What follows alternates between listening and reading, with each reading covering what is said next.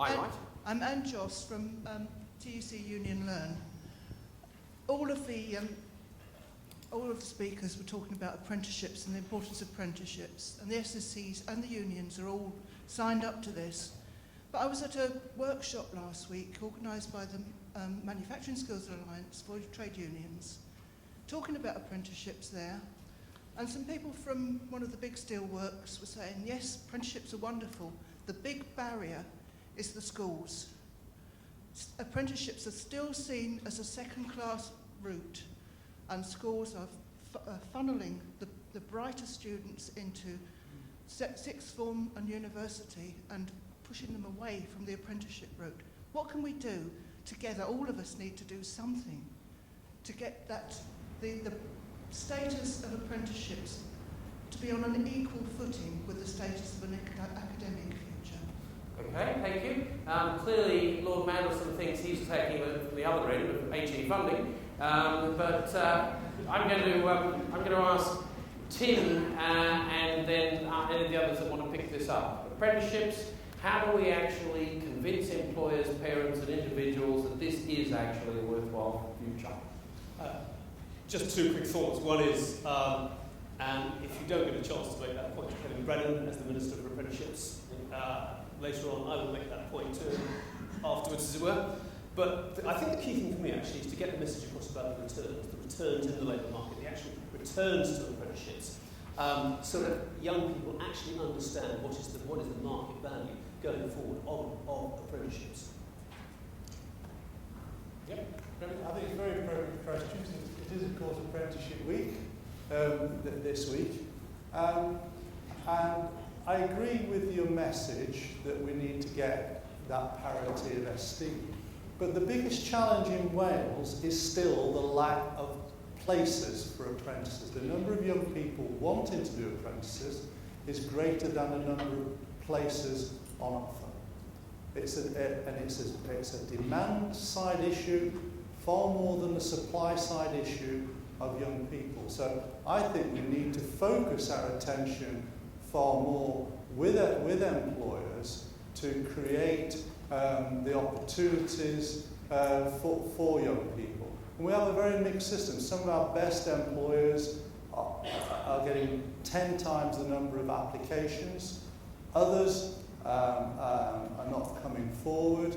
We've got more people wanting to do apprenticeships than there are apprenticeship places. And that was the same before the recession started. So I think we're starting to look, particularly how we can work with the small and medium-sized business to make taking that first apprentice or that second apprentice on. And that is absolutely critical.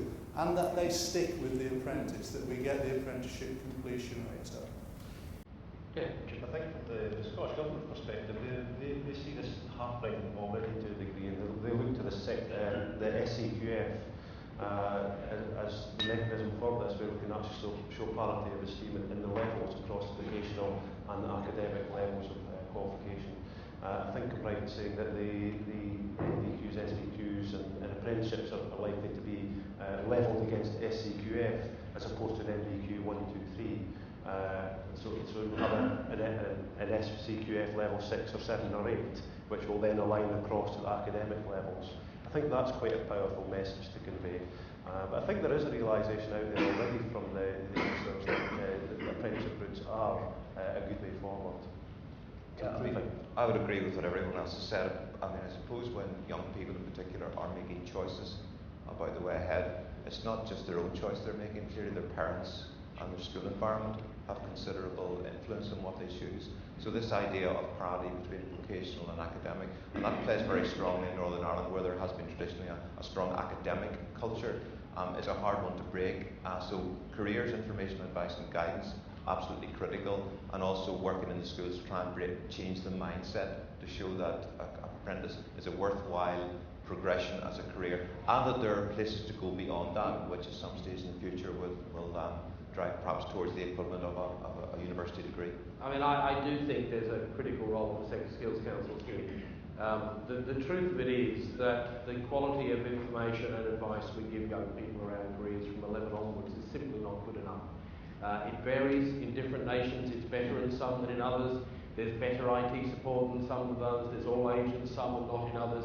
But the reality is that if you actually look at surveys of young people, the number of young people who believe they really do understand the range of choices that are accessible to them at age 11, 12, 13, 14, and the extent to which we empower them in the way that Facebook and MySpace and other things has empowered them to make other choices in life, and the quality of the information about job opportunities and the sorts of futures they offer that we provide in the UK now is pretty abysmal, even compared to the US, which was renownedly bad for it in the past.